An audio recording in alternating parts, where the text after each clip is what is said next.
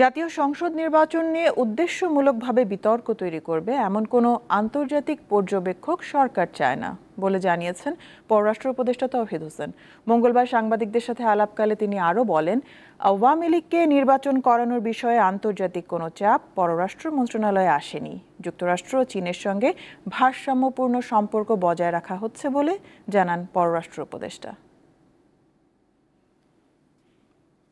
বাংলাদেশের আগামী জাতীয় সংসদ নির্বাচনে আন্তর্জাতিক পর্যবেক্ষক হিসেবে যারাই আসতে চায় তাদের স্বাগত জানালেও সতর্ক থাকার কথা বলেছেন পররাষ্ট্র উপদেষ্টা তৌহিদ হোসেন। মঙ্গলবার নিজের কার্যালয়ে সাংবাদিকদের জানান, পর্যবেক্ষকদের আমন্ত্রণ জানাচ্ছে নির্বাচন কমিশন। তবে আমরা চাই না যে পর্যবেক্ষকের আড়ালে কেউ শুধু উদ্দেশ্যপ্রণোদিতভাবে দুর্নাম করার জন্য আসুক, সেটা আমরা চাইব না। তবে আমরা এই পর্যন্ত যা দেখছি, যারা আগ্রহ প্রকাশ করেছেন, ইইউ, তারপরে আপনার মার্কিন যুক্তরাষ্ট্র, আমরা তো মনে করি যে এটা একটা ভালো লক্ষণ। বাংলাদেশে পাঠানোর জন্য যুক্তরাষ্ট্র মনোনীত নতুন রাষ্ট্রদূত ব্রেন্ট ক্রিস্টেনসেন চীনা সম্পর্ক বৃদ্ধির ঝুঁকি নিয়ে যে মত দিয়েছে তাতে সম্পূর্ণ দ্বিমত পররাষ্ট্র উপদেষ্টার। এছাড়া বড় প্রতিবেশীর কারণে বাংলাদেশ গুরুত্ব হারাচ্ছে বলেও মনে করেন না তিনি। আমাদের গভীর সম্পর্ক আছে মার্কিন যুক্তরাষ্ট্রের সাথে এবং অর্থনৈতিক প্রচুর সম্পর্ক আছে চীনের সাথে।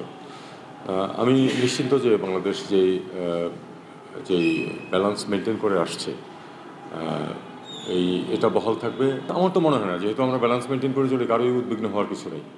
ক্ষমতাচ্যুত প্রধানমন্ত্রী শেখ হাসিনাকে ফেরত পাঠাতে ভারত এখনো কোনো উদ্যোগের কথা জানায়নি বলে নিশ্চিত করেন পররাষ্ট্র উপদেষ্টা।